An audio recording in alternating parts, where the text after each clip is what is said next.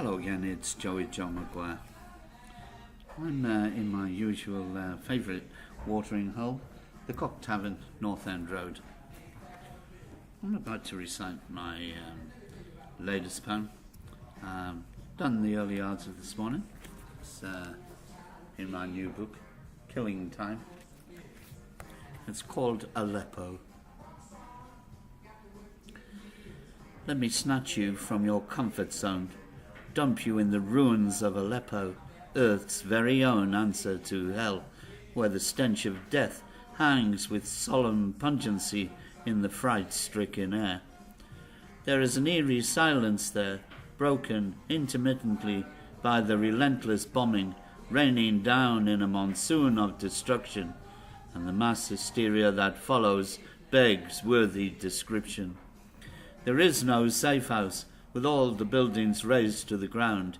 There is nowhere left for shelter or to hide.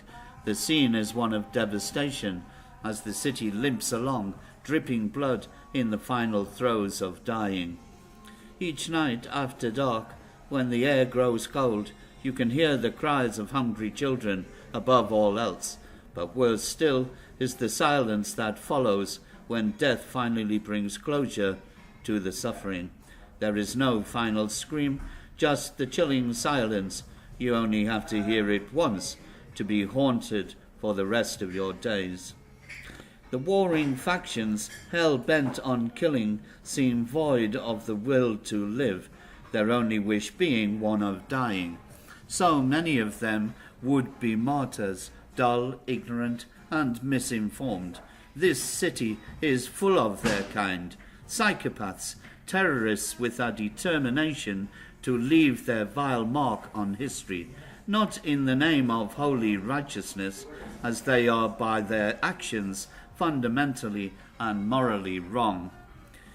Let me deposit you back to the safety of London, Paris, New York, Moscow, Beijing, wherever it is you dwell, and ask you to imagine living life in Aleppo, coping with the carnage, and imagine if the conflict was knocking on your door, would your opinions remain the same?